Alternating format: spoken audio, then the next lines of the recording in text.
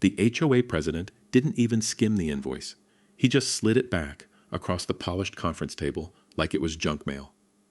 We're not responsible for your private shoreline. $63,500. That's what it cost to rebuild the retaining wall after their stormwater system failed and dumped months of runoff straight into my yard. Outside the clubhouse windows, the lake looked calm.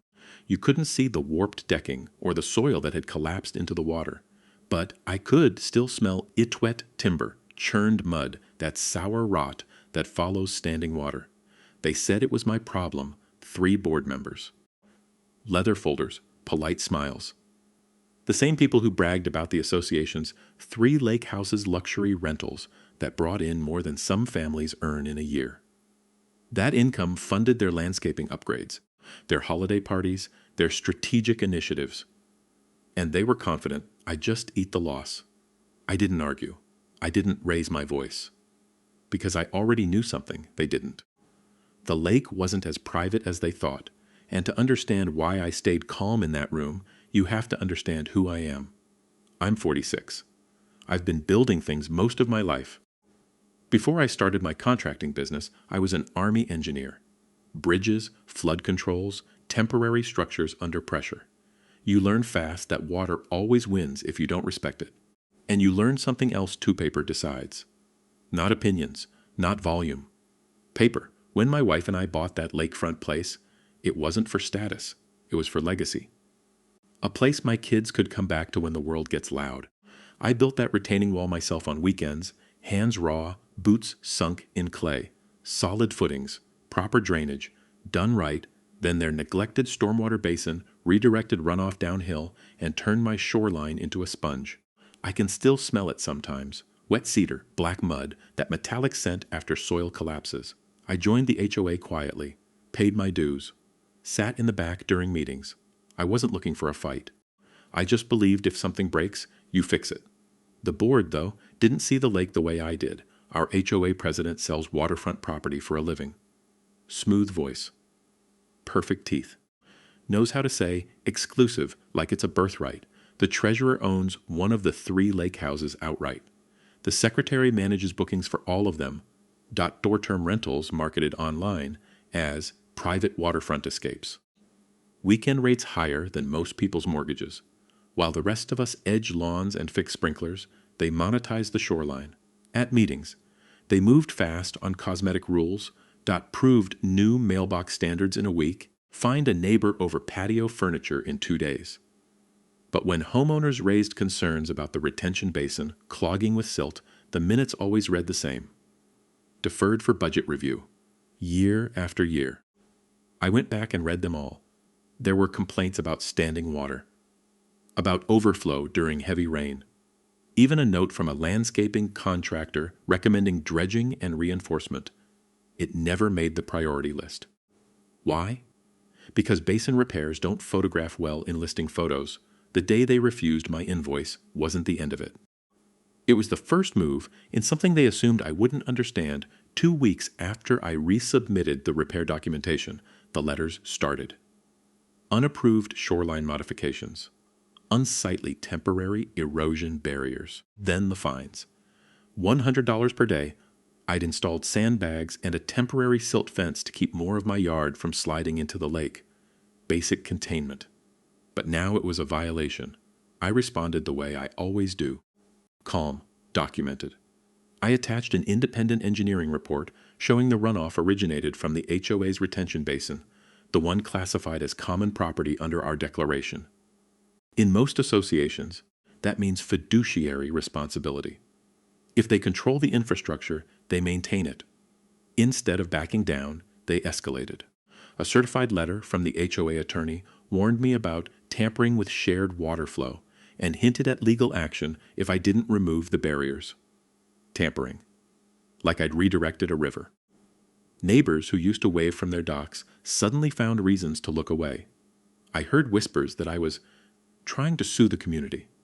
The board framed it as me attacking shared assets, so I requested the maintenance logs for the basin, every inspection, every repair invoice. What they sent back wasn't complete. And that missing paperwork started bothering me more than the fines ever could.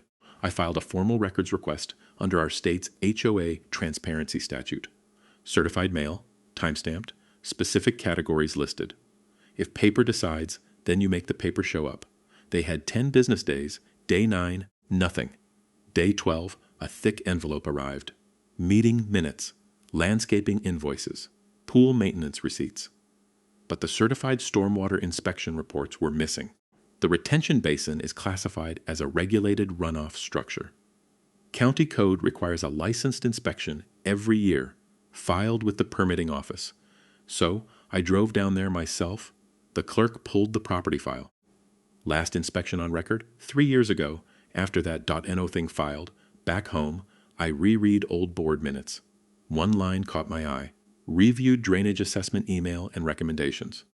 No attachment in the records they sent me. No copy in the file. An email that existed, but didn't exist. A week later, another letter arrived. This one from the HOA attorney, warning me about harassment of volunteer board members and disruptive conduct. That's when it stopped feeling like a disagreement. It felt like concealment. I could have filed suit right then.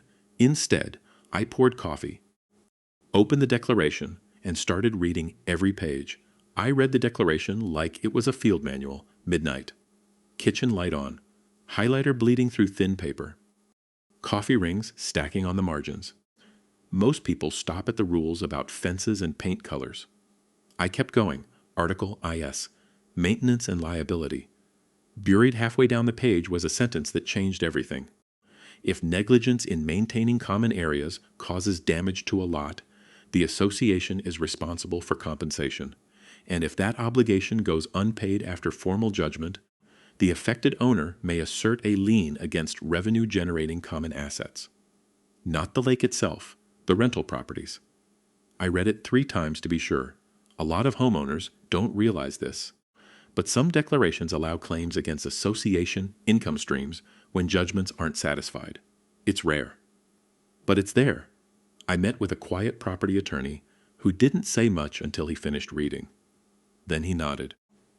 If arbitration confirms negligence, he said, you can secure the lien. That would freeze rental income. Arbitration had to come first. The question wasn't whether I had leverage, it was whether the board would gamble. Arbitration took place in a windowless conference room that smelled faintly of carpet cleaner and old coffee. Fluorescent lights hummed overhead. Legal pads flipped. Nobody raised their voice. My engineer walked through runoff patterns and elevation maps. Photos of the basin, clogged, overgrown, sediment packed tight. The county official confirmed what I already knew. No certified inspections filed for 3 consecutive years. The board's attorney leaned back and called it an act of God. Unusually heavy rainfall. Natural erosion. Unavoidable. The arbitrator didn't buy it. Negligence was established. The basin was common property.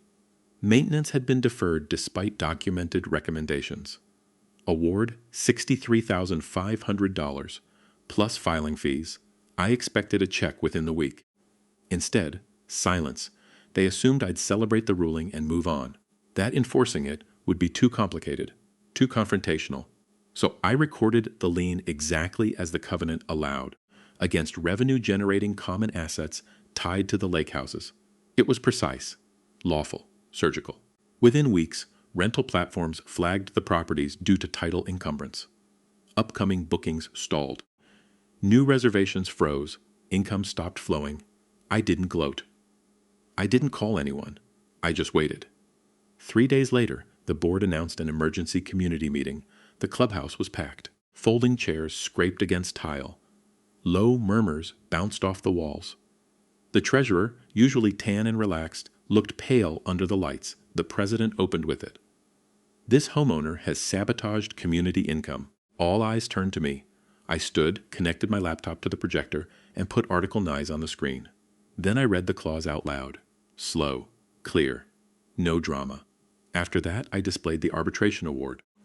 Then the county record showing 3 years of missing inspections. You could feel the air change.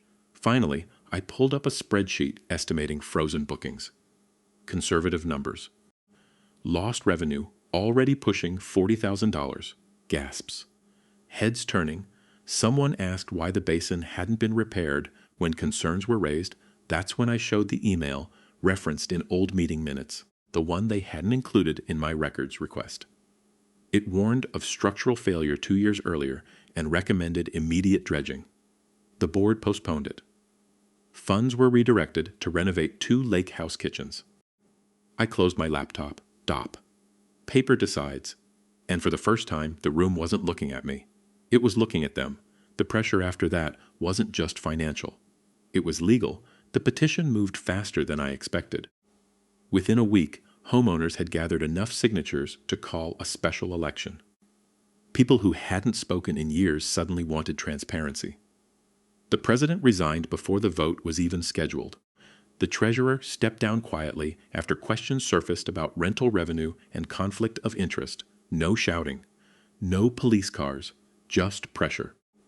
Once the HOA's insurer reviewed the arbitration findings and the county inspection gap, their tone changed. Negligence wasn't just embarrassing, bad ID was exposure. I heard through my attorney that they recommended immediate settlement to limit further liability. 27 days after the award, a certified envelope arrived. Full payment, interest included. I recorded the lien release the same afternoon. A month later, the county mandated basin dredging and structural reinforcement under third-party oversight. The work crews showed up at 7 a.m., diesel engines rumbling where excuses used to live. No one went to jail, but reputations thinned out overnight. Still, the story doesn't end with a check clearing. It ends with a decision I had to make next. I rebuilt the retaining wall in early spring. Deeper footings, reinforced drainage, gravel packed tight behind pressure-treated beams. I tied the new system into the corrected basin flow so water had somewhere honest to go. When it was done, the shoreline looked steady again. Solid. Like it should been from the start. A few weeks later, we hosted a cookout by the water. Nothing fancy. Burgers, folding chairs, kids skipping rocks. Some of the same neighbors who once avoided eye contact showed up with side dishes and quiet apologies. They asked me to run for the board. I declined. I build things. I don't campaign. But I agreed to serve on a new infrastructure oversight committee. Someone has to read the fine print. I donated part of the interest from the settlement to the Reserve Study Fund. Deferred maintenance is what caused this mess. I never wanted to lock the lake houses. I wanted accountability. So let me ask you something. If your HOA refused a repair like this, would you fight or move? And do you actually know what your governing documents allow you to enforce? Next week, I'll tell you about the time a city tried to seize a family driveway. I'll told one survey line changed everything.